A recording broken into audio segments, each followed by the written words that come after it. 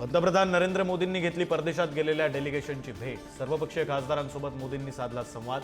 धर्माच्या आधारे दहशतवाद आम्हाला मान्य नाही, मोदींनी ठणकावलं।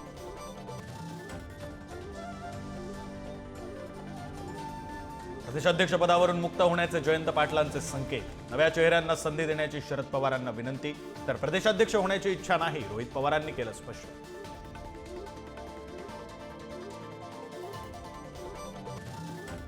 अजित पवारांसोबत जाण्यासंदर्भात शरद पवार आणि जयंत पाटलांशी कोणतीही चर्चा नाही, खासदार सुप्रिया सुळे यांचं वक्तव्य।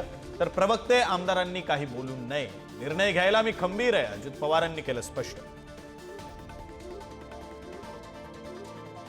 कोणाचाही बाप काढणं चुकीचंच आहे, नितेश राणेंच्या वक्तव्यावर मुख्यमंत्री फडणवीसांचं वक्तव्य। शिवसेना मंत्र्यांच्या नाराजीनंतर मुख्यमंत्र्यांनी नितेश राणेंना दिली समज। मराठा आरक्षणाच्या मुद्द्यावर उद्यापासून मुंबई उच्च न्यायालयात नव्यानं सुनावणी। विद्यार्थ्यांचे रखडलेले प्रवेश पाहता सर्वोच्च न्यायालयाकडून प्रकरण लवकर निकाली काढण्याचे निर्देश। मद्यावरील शुल्कवाढीमुळे राज्याच्या तिजोरीत 14,000 कोटींचा महसूल वाढणार। राज्याच्या महसुलात वाढ करण्यासाठी राज्य उत्पादन शुल्क विभागाचा निर्णय। उमरा अपघातामध्ये 4 जणांचा मृत्यू झाल्यानंतरही लोकलमधील मरण यातना सुरूच। गर्दीमुळे दिवा स्टेशनवर एसी लोकलचे दरवाजे लागेनात, मनसे आक्रमक। ठाणे रेल्वे स्टेशनवर धडक मोर्चा। राज्यातील धर्मादाय रुग्णालयांसाठी सरकारनं नेमली एसआयटी। सर्व धर्मादाय रुग्णालयात केंद्र आणि राज्य शासनाच्या आरोग्य योजनांची अंमलबजावणी करणार।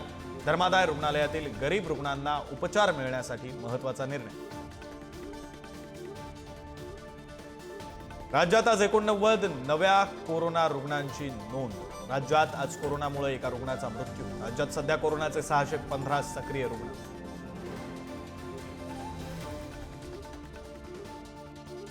फाशीची रील बनवण्याच्या नादात युवकाला बसली फाशी। अहिल्यानगर जिल्ह्यातील जामखेडमधील घटना। सामाजिक कार्यकर्त्यांच्या तत्परतेमुळे वाचला जीव। फाशी बसलेल्या युवकाची प्रकृती गंभीर। ऑस्ट्रियाच्या ग्राज शहरातील एका शाळेत गोळीबार। 11 जणांचा मृत्यू, 28 जण जखमी। शाळेतील विद्यार्थ्यानंच गोळीबार केल्याचा पोलिसांचा संशय, तपास सुरू।